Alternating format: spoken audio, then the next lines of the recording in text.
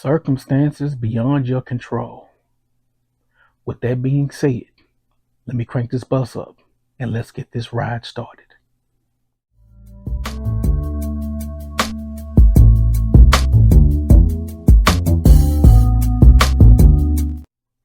What it do, peeps? I'm the Beat Chef. This is the ride. Hit that like, that share, that subscribe button.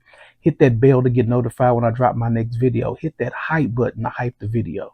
To my new subscribers, thank you for watching. I hope you enjoy the show and I hope you get something from the content. To my day ones, thank you for helping me build this platform and continue this WNBA conversation. Cold weather has hit the lower part of the United States. Man, it is ice all out on the roads in DFW. But I still had to crank the bus up, had to get some people to some warming shelters, is what they call them down here, so they can stay warm. Homelessness has been hitting the DFW heavy. I'm pretty sure it's been hitting other places around the country. You had a Philadelphia Eagle that just recently passed away, who lost his life in a homeless encampment in Los Angeles. You had a young Kiana Underwood, who was a Nickelodeon star earlier this year, who lost her life. She was homeless in New York City, got hit by a car. So homelessness is everywhere. The theme of today's show is, with that being said, I was riding. I had to pick up Napheesa Collier, Kayla Mcbride, and Aaliyah Boston. And each one of them have a common thread. And it all has to do with this great album by Midnight Star, No Parking on the Dance Floor. Cover, a masterpiece. These covers of these albums are like artwork, but this whole entire album basically sums up what's going on. And we'll start off with Napheesa Collier. See, Nafisa Collier went on a podcast, and the host, he put some batteries in her back. He asked her about her haters. Really, Napheesa Collier doesn't have any haters. Really, Napheesa Collier suffers from, she doesn't like to be told the truth. So she likes to believe lies, because that's mainly what she does. That's why I call her Shuck. One half of Shuck and Jive with Brianna Stewart. But he asked her about her haters, and she said she doesn't really focus on her haters on social media. Clearly, that was a lie. Because earlier this last year in the summer, a young lady spoke about the CBA and how it was a conflict of interest around the 4th of July holiday. And you responded and said, why was she worrying about that instead of worrying about hot dogs and fireworks? Second, your own company talks about engagement and fans online. They don't really talk about the ratings as far as TV, but they talk about engagements, as they call them, with people on various social media platforms. That's your own company saying that.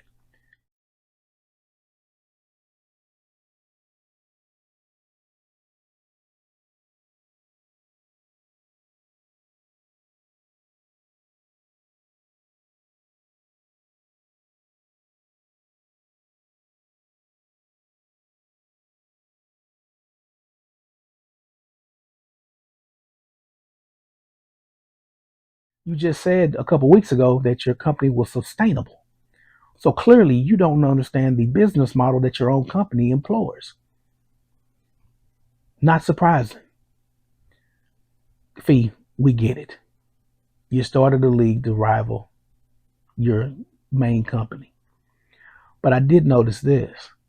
I did notice you haven't had surgery yet.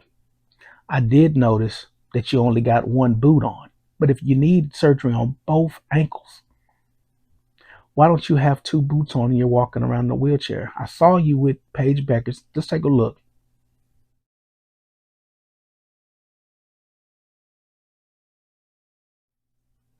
You with Paige Beckers, you got one boot on. You don't want to have surgery. You want to do the rehab on that ankle. And hopefully you want to do rehab on the other ankle. Because you don't want to have surgery, because you understand too that this is the biggest cash opportunity that you have had in your young career to this date. And you're also a free agent. And you also understand that if you do have surgery, you're going to be out a certain length of time and they don't pay if you don't play. So, Fee, we get it. But you can stop the line. I know your ankle's severely hurt. I watched the game when which you hurt your ankle. But you don't want to get that other ankle worked on.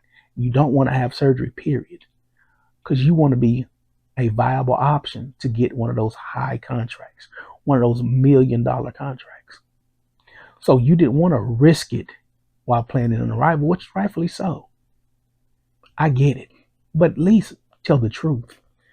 And Fee, furthermore, the reason why I picked this record is because the title of the record says no parking on the dance floor.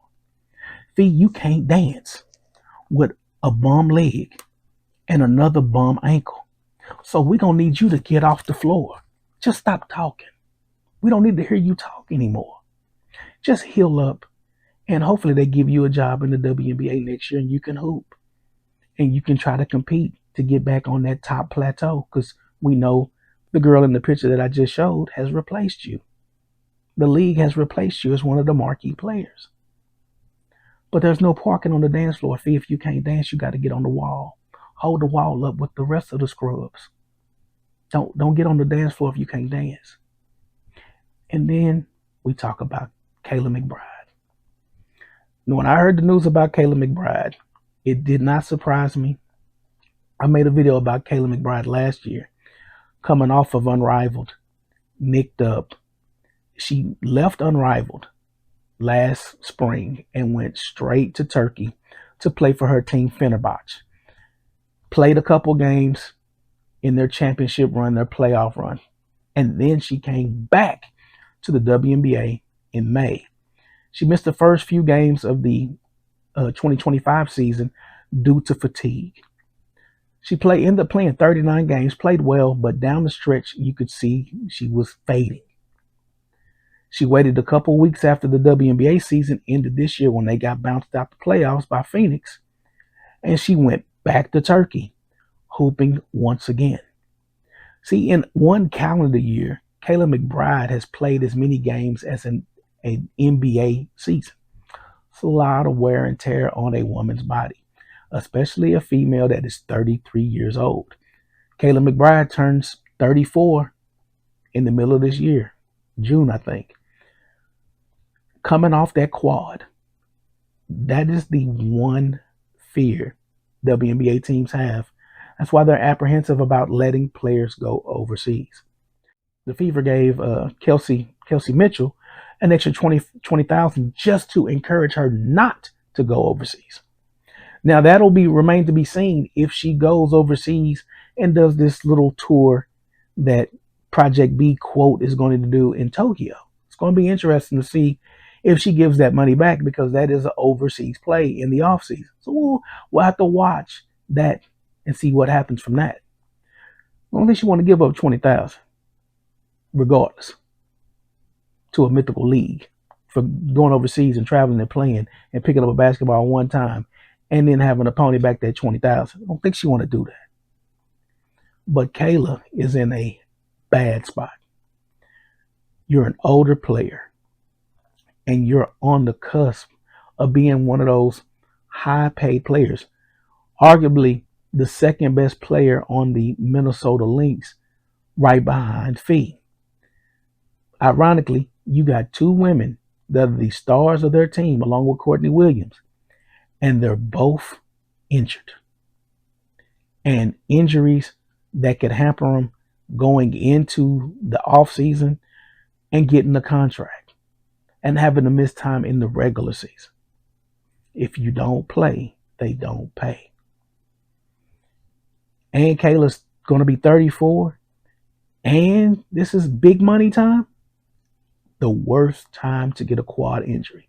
Now you understand why the Fever were slow playing Caitlin Clark. Caitlin Clark had the quad injury earlier in the season, and they babied it along. And then when she finally pushed it, it turned into a groin, and they shut her down.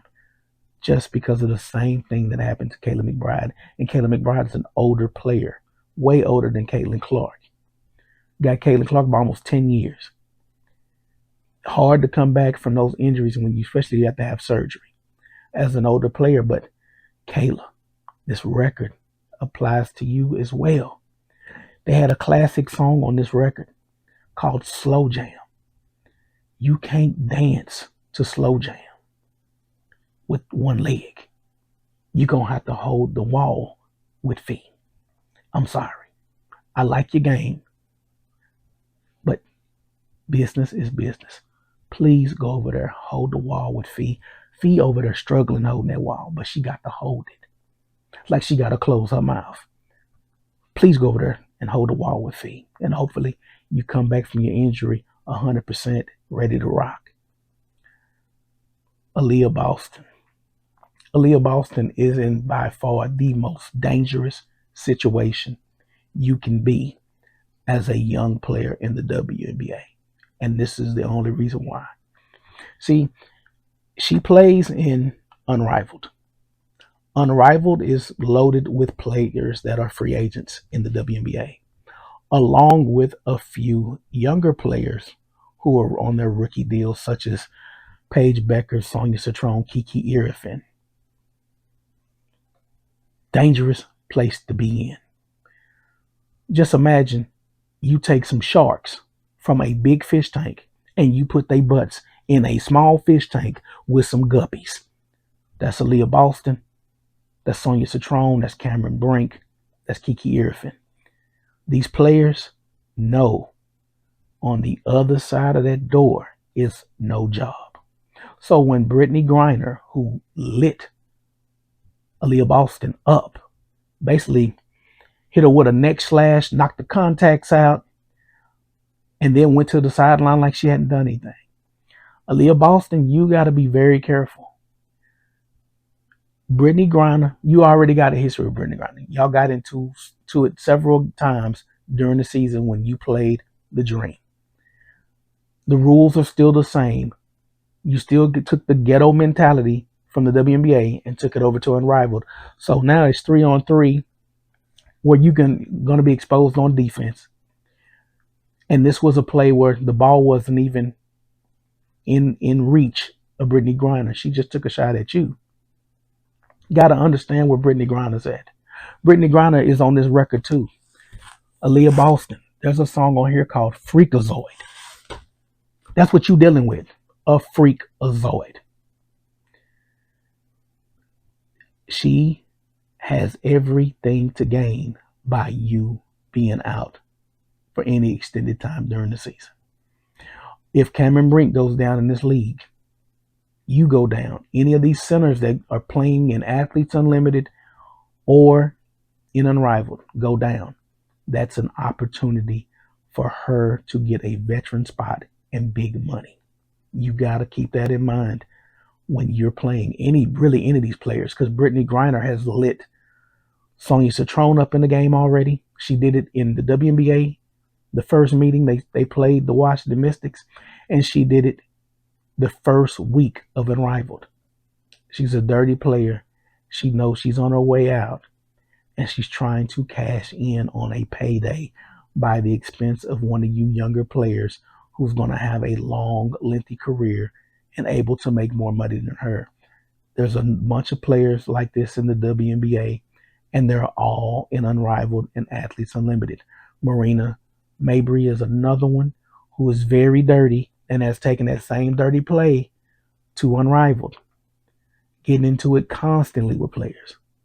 That's the environment that's going on the month or so as Unrivaled, and in February when Athletes Unlimited kicks off. Breonna Stewart said a couple days ago, she said February 1st. February 1st, like I've said in the previous video, Abraham Lincoln, freeing slaves, 13th Amendment. Black History Month starts February 1st, but also Athletes Unlimited starts. And the reason why I say that's important is because normally you're working and they have a thing called a wildcat strike. It's where you just up and leave. And you might do it for a day, you might do it for 3 days. But keep in mind, 40 players, primarily from the WNBA, will be in Athletes Unlimited. There's about 56 to 60 players in Unrivaled playing right now, and some of them on reserve, but they're in Unrivaled, like a Haley Van Lith, just like in emergency cases. So you got over 2/3 of the league playing right now, earning a paycheck in Unrivaled, and Athletes Unlimited start off in February. So now is the time where the players can sit there and say, hey, this is what we've waited for. Now we got money coming in, and now we can start to do our little campaigns. That's the reason why you're starting to see all this media attention focused on the labor negotiations, because these players have waited all this time. Remember, the executive board is made up of Unrivaled, Project B, and Athletes Unlimited players. That's the three-headed dragon that is the Players Association. Two of those entities will be playing at the same time in February. So the players that are in the dark, the ones that aren't playing anywhere, the ones that are lesser knowns that aren't playing, they're basically just like that former NFL player and that former Nickelodeon player without a job, and basically you can just give them homeless status. They're not getting invited to a camp. They're not getting invited to any one of these camps to play. You haven't noticed any of these players getting scooped up and sign any deals because they don't care about them. They only care about the ones that they have handpicked and selected to go on with this coup. Now the league, they have some options. When February comes, reports say that they need to get their business in order by February. I believe that'll happen. I believe either a strike or a lockout will be called. I believe that a round robin of tryouts will then start. And as these players who saw the schedule come out, and now they're like, what? They put out a schedule? Yes, they put out a schedule. Business as usual means business as usual.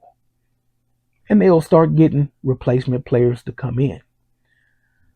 But Aaliyah Boston, please be careful while you play in Unrivaled, because they have every intention of trying to take your head off before the WNBA season starts. Remember, you signed up for a league in a smaller tank with a bunch of sharks, and you're just a guppy. And you got to play up against a freakazoid. Shout out to the great group Midnight Star for providing the soundtrack for this episode. Leave your comments below, like, share, and subscribe. And until next time, peace.